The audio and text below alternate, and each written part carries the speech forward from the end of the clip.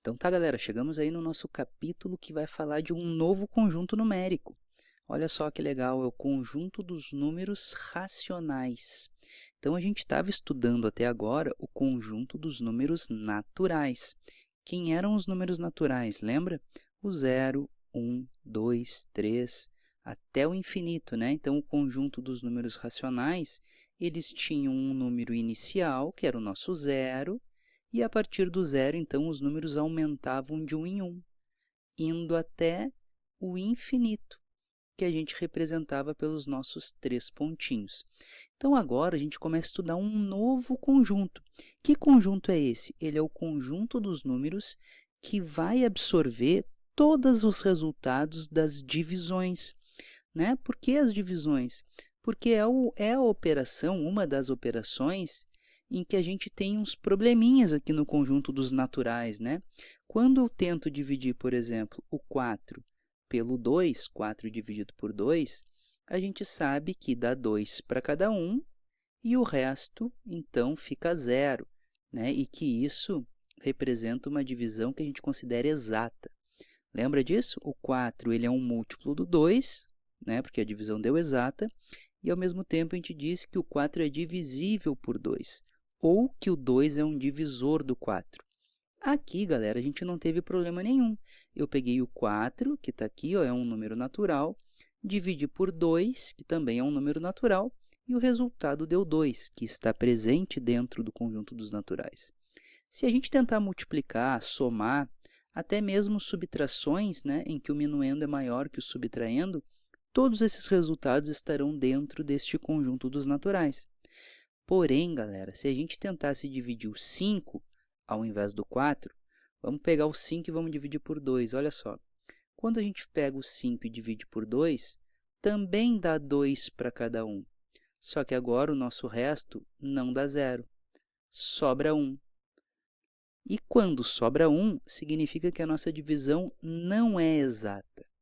Bom, se a nossa divisão não é exata, então este quociente aqui, que é o resultado desta divisão, o 2, né, ele não retrata o resultado exato desta divisão. Por quê? Porque essa divisão, ó, ela não se tornou completa.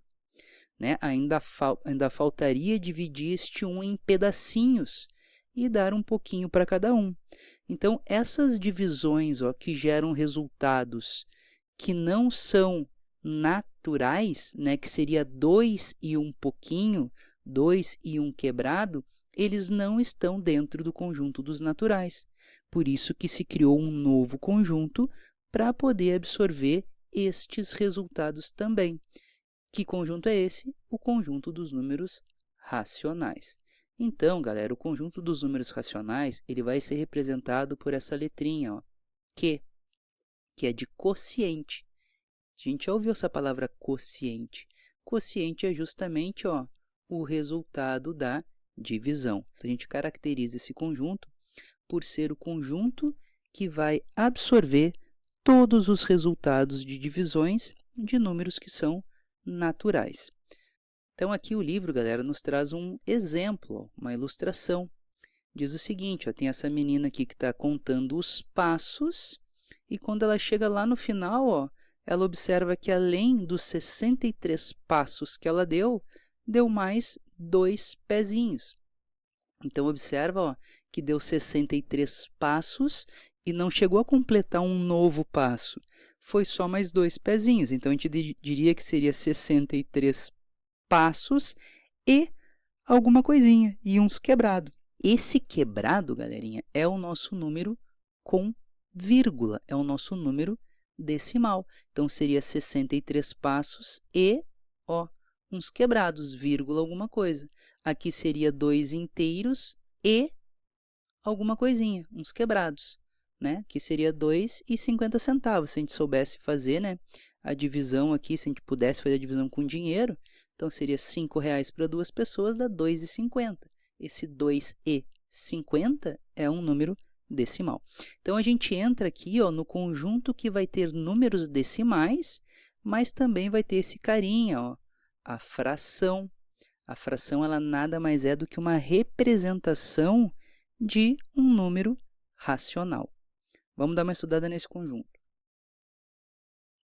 Então, aqui o livro traz o conceito de número racional. Olha só, todo número que pode ser representado na forma de fração. Então, essa aqui ó, é a cara da fração. Um número, isso não é um número, é uma letra. É, Magrão, mas aquela letra ali está representando um número, né? Que pode ser qualquer número. Uma barrinha ó, horizontal, que é a barrinha da fração, que depois a gente vai ver que ela representa também uma divisão. Olha o símbolo da divisão. Ó. Não lembra a fração? Claro que lembra, né, Magrão? Uma bolinha em cima e uma bolinha embaixo, representando um número sendo dividido por outro número. E ele diz em que A e B são números naturais, com B, olha esse símbolo aqui, ó, diferente de zero. Por que o B tem que ser diferente de zero? Pensa comigo. Porque se o B for zero, então eu estarei dividindo uma quantidade, 2 dividido por zero. E a gente sabe que essa divisão não existe. Por que não existe? Porque não existe divisor. O mínimo que eu tenho que ter para uma divisão é o divisor. Né? Em quantas partes eu vou dividir? Em uma, em duas, em 3, em 20, em 50? Né? Tem que ter uma quantidade.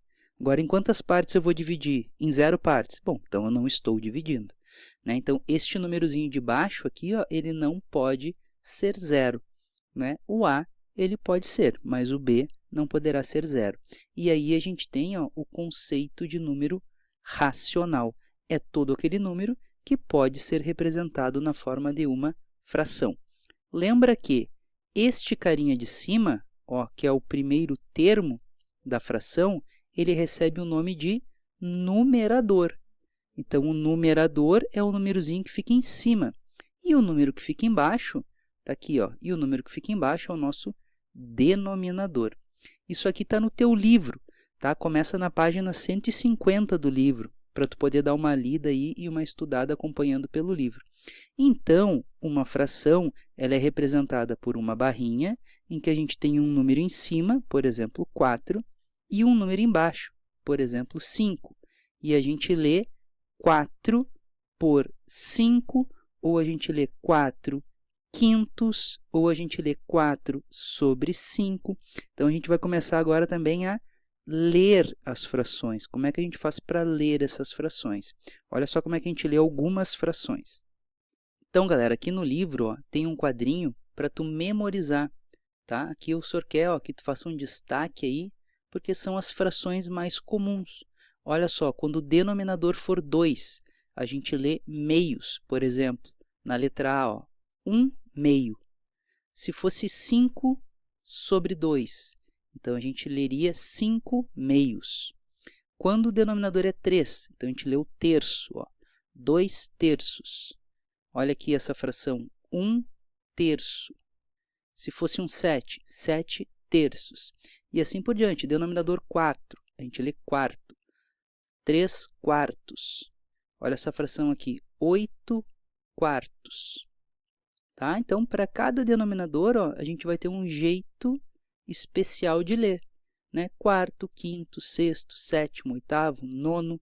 Lembra a nossa série, né? Quarto ano, quinto ano. O 10, galera, a gente vai ler décimo.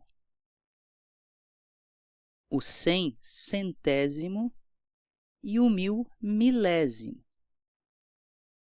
Então, aqui são nomezinhos especiais, ó, quando a gente tem aqui as potências de 10.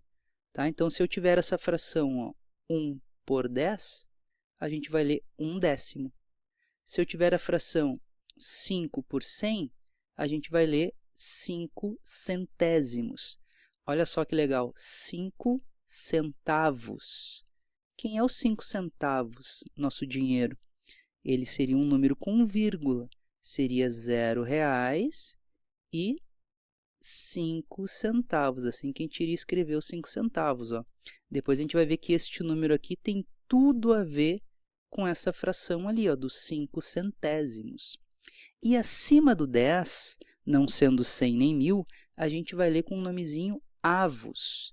Então, olha só, 4 por 11, a gente vai ler 4, 11 avos. Se fosse 3 por 20, então a gente iria ler 3, 20 avos. Tá, galera? Dá uma lida nessa parte do livro para a gente treinar a leitura de algumas frações. Para finalizar nossa aula, vamos ver as frações de uma forma geométrica, nas figuras.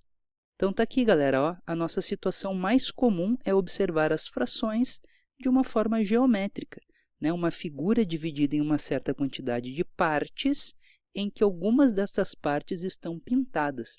Então, aqui a gente tem um hexágono, ó.